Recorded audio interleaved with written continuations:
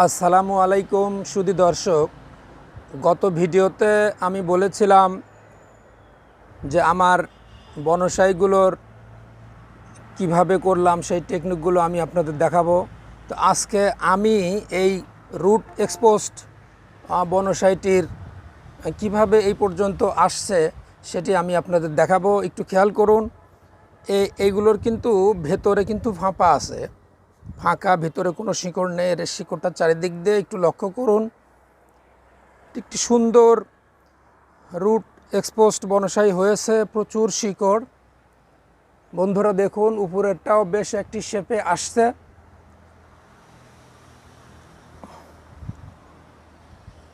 আমি এখন আপনাদের এটা আমি কিভাবে করেছিলাম সেই শুরুর থেকে দেখাবো। দেখুন বন্ধুরা, খেয়াল করুন, বছর দুয়েক আগে গাছটির মধ্যে যখন ইট ছিল তখন এরকম ছিল। যখন দেখলাম গাছটি নিজের রুটগুলির উপরে দাঁড়িয়ে থাকতে পারবে, তখন আমি ইট গুলি ছেনি হাতুড়ি দিয়ে সাবধানে ভেঙে বের করে আনি। প্রথমে উপরের ইট বের করি, এরপরে কিছুদিন পরে সম্পূর্ণ ইট ভেঙে বের করে আনি। সেই ইটটি কিভাবে এর মধ্যে আসলো সেটাই আমি আপনাদের এখন দেখাবো। খেয়াল করুন দর্শক, খেয়াল করুন যে আমি এই গাছটি, এটি একটি পাকুড় গাছ, যদিও আমার যেটি দেখালাম সেটা কাঁঠালি বট, একই ধরনের এটার এরিয়াল রুট হয়, এজন্য এটাতেও হবে। তো আমি কিভাবে এটা চেষ্টা করবো খেয়াল করুন। প্রথমে আমি এই যে একটি ইটটাকে আমি খেয়াল করুন যে এইভাবে দুই পাশ থেকে একটু ভেঙে নিছি। ভেঙে নেওয়ার পরে এইটাকে আমি এর উপরে সুন্দর করে সেট করে দেব। শিকড়গুলো এত সুন্দর করে বিন্যাস করতে হবে যেন ওইভাবেই পরবর্তীতে দেখতে সুন্দর লাগে। তো এইটাকে এখন আমি খেয়াল করুন, এই যে আমরা জানি যে পাত্রের নিচে একটি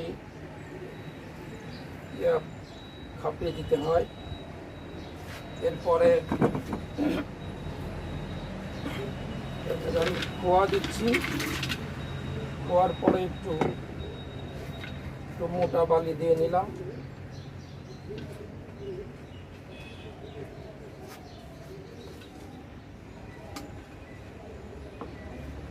এর উপরে আমি এই ইটটি এভাবে বসাবো। সুন্দর করে বসিয়ে নিতে হবে যেন নড়াচড়া না করে।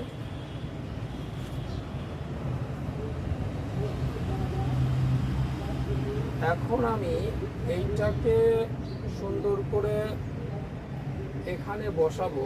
বসাতে গেলে যে শিকড়গুলো রাখা সম্ভব সেগুলো রাখতে হবে, অন্য শিকড়গুলো কেটে দিতে হবে। তো মনে হচ্ছে এইভাবে বসাতে গেলে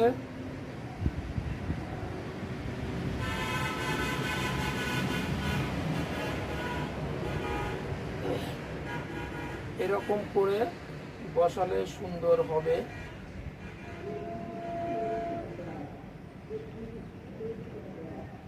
মনে হচ্ছে যে একটি পাশে একটি অবলম্বন দিতে হবে যাতে এটা সেট করতে সুবিধা হয়।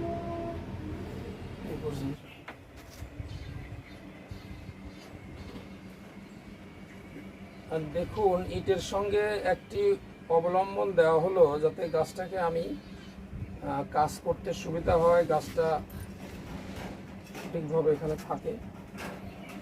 একটু বেঁধে দেই এর সাথে।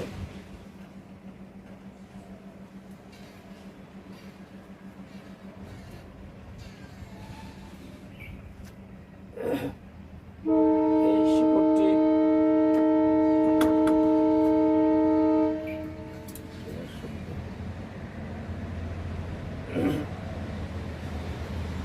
এই শিকড়টিকে মনে হচ্ছে যে আমরা যেটা করতে চাচ্ছি এটার এখানে এই শিকড়ের প্রয়োজন নাই। এই দুটো রুট আমি কেটে দিচ্ছি।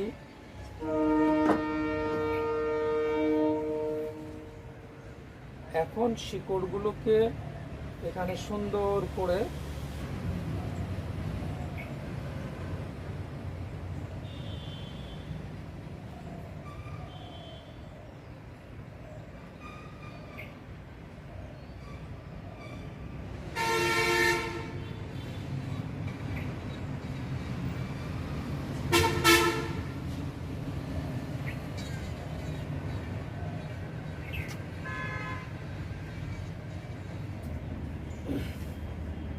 এই পাতাগুলোকে ছেঁটে ফেলতে হবে।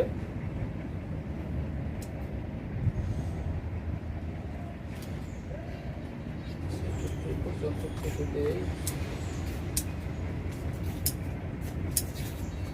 বন্ধুরা, 1 বছর পরে এটাকে, এখন তো এই পর্যন্ত মাটি দিয়ে আমি ঢেকে দেব।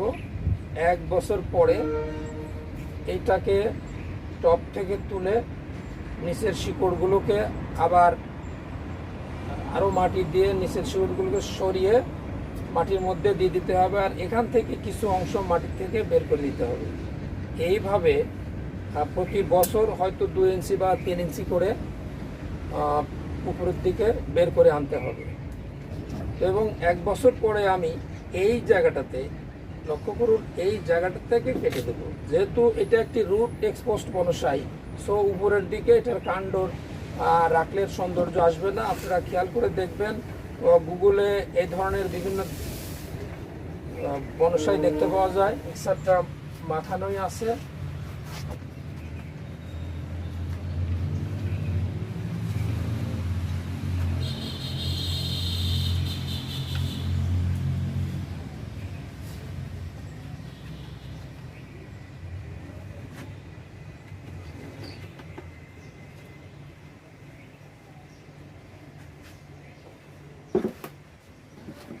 রাউন্ড করে কাটা যায়।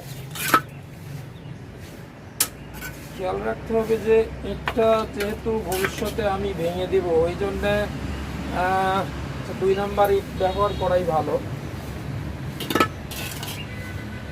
যাতে ভাঙতে সুবিধা হয়। এখানে অনেকেই পটটা রাউন্ড পট এরকম জাতীয়, অনেকেই এরকম পট ব্যবহার করেন রুট এক্সপোজড বনসাইয়ের জন্যে। কিন্তু আমার শিকড় তো দূরে যেতে পারবে না, যেহেতু এটা রশি দিয়ে দড়ি দিয়ে ইটের সঙ্গে বাঁধা আছে, তাই যে কোনো টবে দিলেই চলবে।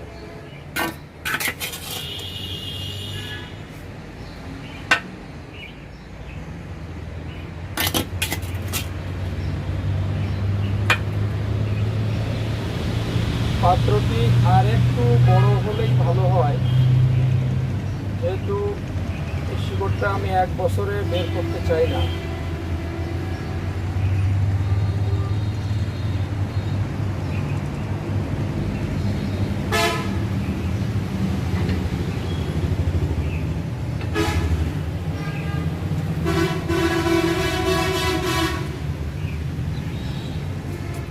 অবশ্যই কয়েকদিন ছায়া রাখতে হবে। এখন পানি দিয়ে দিচ্ছি।